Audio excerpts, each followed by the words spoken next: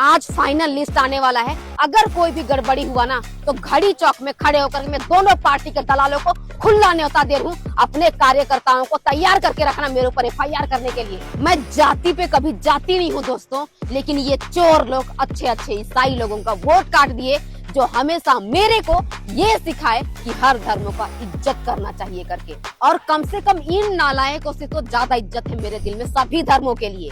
आधे सरगुजा के नेता मेरे दुश्मन बन गए थे, उस पहले ही वीडियो में बता दी थी दोस्तों कि ये दोनों पार्टी एक ही है करके, क्योंकि दोनों ही पार्टी के 25% से भी ज्यादा नेता दलाल है, बिचौलिए हैं। अभी मैं कुछ दिन यहाँ थी नहीं, लेकिन आपको तो पता चल गया होगा ये साले लोग आधा सरगुजा बेच दिए। ऐसा इसलिए बोल रही हूँ क्योंकि जिस अंबिकापुर में मात्र 94 वोट के अंतर से विधायक चेंज हो गया, उसी अंबिकापुर में कांग्रेस और बीजेपी के कुछ दलाल मिलके से भी ज्यादा लोगों का नागरिकता ही छीन लिए। और ये देखो, ये बीजेपी का अध्यक्ष है और इसका राजनीति देखो।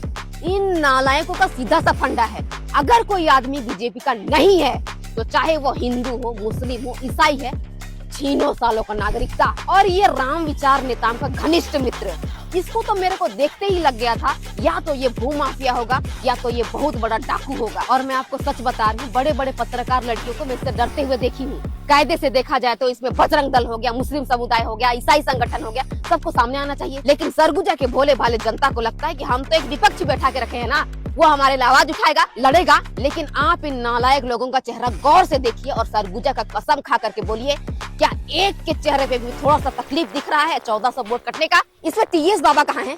अच्छा, वो बड़े लीडर है, किसी बड़े कारनामे को अंजाम दे रहे होंगे, लेकिन सफी अहमद कहाँ है?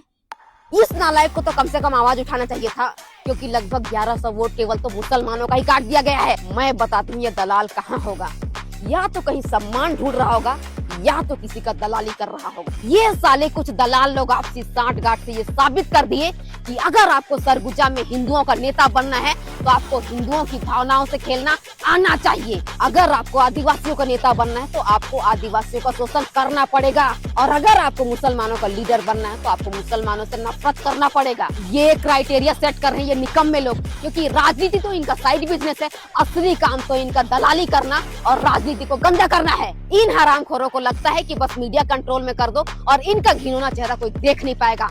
लेकिन मैं सरगुजा की युवा पीढ़ी को जागरूक करूंगी साला। कुछ ही सालों के अंदर इन जैसे दलाल नेताओं को कुत्तों जैसे दौड़ा दौड़ा के यहाँ की युवा पीढ़ी सवाल नहीं पूछी ना, तो तू है मेरे जैसे युवा पीढ़ी पे। आज फाइनल लिस्ट आने वाला है, अगर कोई भी गड़बड़ी हुआ ना तो घड़ी चौक में खड़े होकर मैं दोनों पार्टी के दलालों को खुला न्योता दे रही हूँ अपने कार्यकर्ताओं को तैयार करके रखना मेरे ऊपर एफआईआर करने के लिए। ऐसा ऐसा गाली दूंगी ना कि केंद्र से राहुल गांधी और अमित शाह दोनों जूता फेंक के मारेंगे, और उड़ता हुआ जूता तुम्हारे चेहरे पे आके गिरेगा सरगुजा में। साला तुम जैसे नालायक लोगों की वजह से इस देश में बीजेपी भी बदनाम हो रही है, कांग्रेस भी बदनाम हो रही है।